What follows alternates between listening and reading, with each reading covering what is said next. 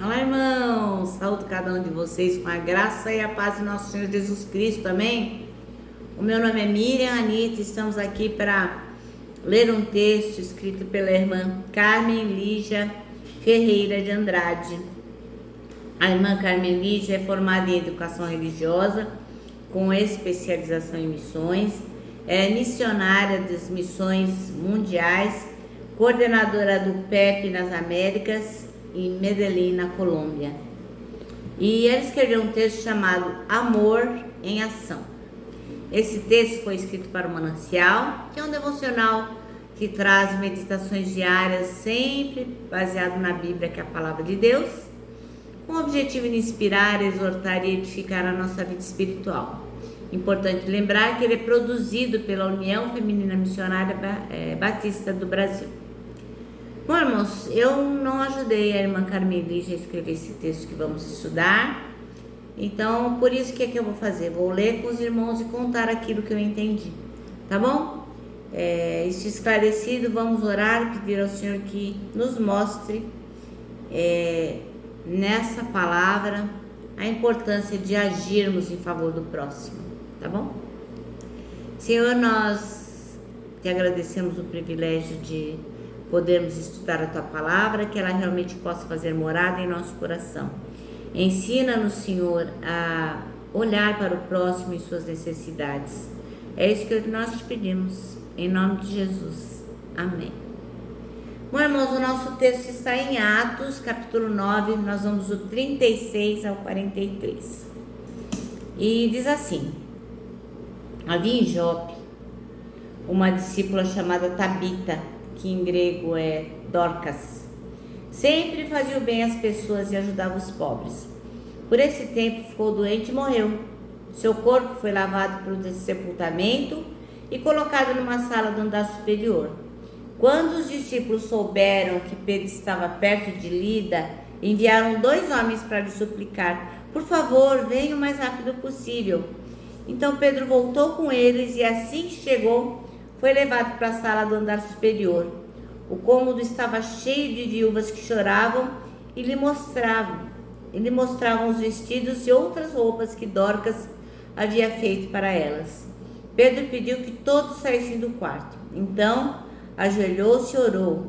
Voltando-se para o corpo da mulher, disse: Tabita, levante-se.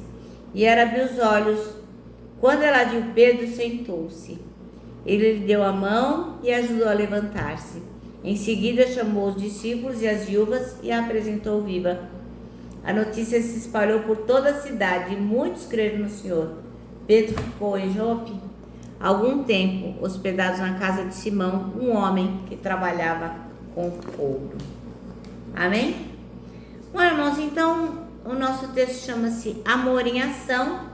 E o versículo escolhido é a segunda parte do versículo 36, que diz: em Jope havia uma discípula chamada Tabita, que em grego é Dorcas, que se dedicava a praticar boas obras e dar esmolas. Então a pergunta que não quer calar: como é que você quer ser lembrado?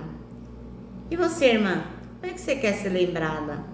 A hora que você morrer, vão falar assim: olha, aquela irmã. Vão lembrar, como é que você gostaria assim, uma pessoa que reflete, né, Jesus Cristo?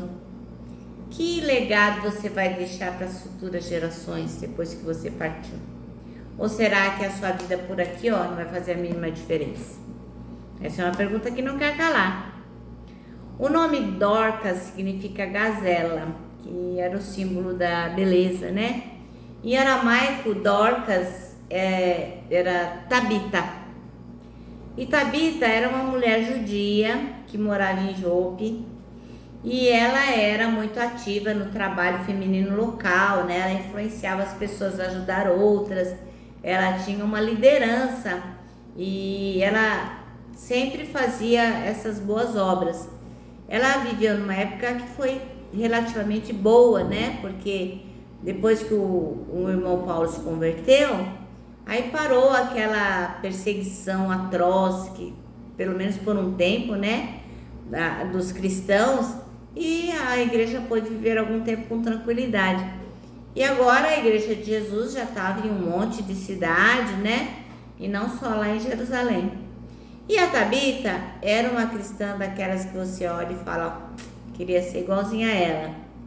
Ela foi a única mulher da Bíblia, olha que legal, gente. Ela foi a única mulher da Bíblia que recebeu o adjetivo discípula. Ela foi chamada de discípula, olha que legal, né? Raríssimo isso para uma mulher, né? Onde a Tabita, a Dorcas, colocava as mãos dela, ela deixava as marcas da graça e da bondade de Jesus Cristo.